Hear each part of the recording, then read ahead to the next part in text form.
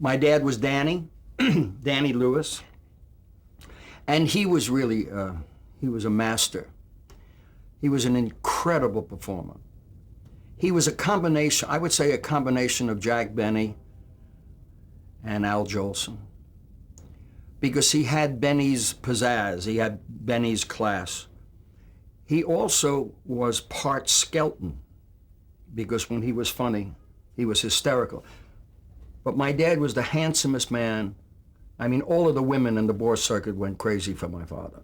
And when he would put a hat on, this handsome man turned to this, duh, he was wonderful. I would sit in the front from the time I was 5 years old and watched everything. And today, when I do a concert, like at the Orleans in Vegas, I do 2.5 hours, 30-piece orchestra, and I walk out and I do 2.5 hours, and it's everything I ever saw my father do. Not quite as good, but it's accepted.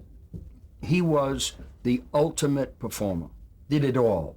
Everything from music to mime to monologue, sang like a bird. And my mom was his accompanist.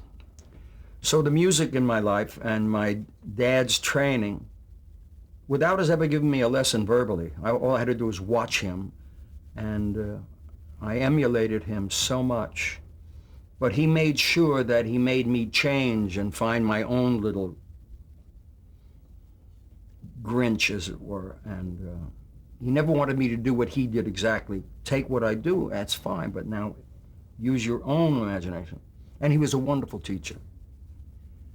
He worked in the Borscht Belt primarily, and people would say, you should be a big star, you're so talented. My father would say, I'm very happy here. I feed my wife and my son. We're here in the mountains for 10 weeks in the summertime. They have a roof over their head. He plays, has a wonderful time. What do I need?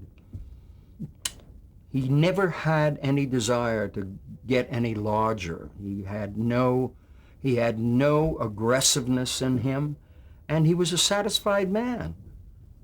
I used to say to him, Dad, my God, you could have been. He said, I was. What do you mean I could have been?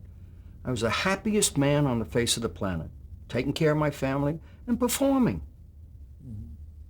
What would it be if the performance paid me $50,000? Would I enjoy it more? No. Why? Drive one car, eat one meal, one son, and he was so satisfied that it used to aggravate me. I think I started to see my father work when I was able to sit up late, maybe 4 years old, 5 years old, when my mom would let me stay up. Their shows in the mountains, I guess, were at 9 o'clock. And I watched everything he ever did. And that went on until I was probably 12, 13. I was just getting out of high school, second year of high school. 14. I was already being paid as a professional in burlesque. I was playing the Casino Theater in Toronto at 14.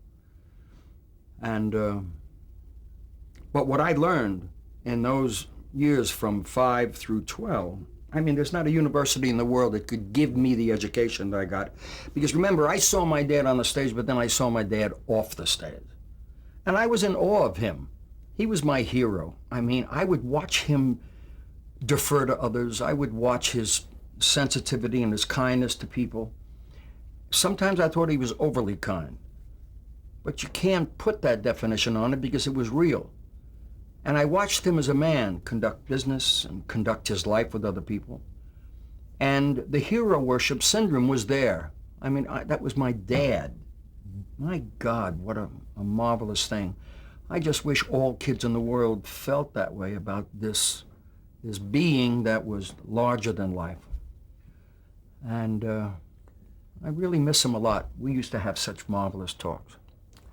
I had my great love was for my father's physicality.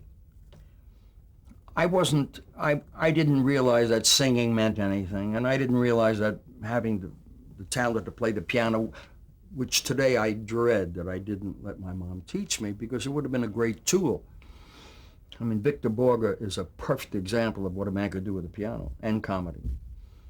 But I watched my dad's physicality. He was brilliant. He had body languages that were, I mean, he had a half a dozen of them.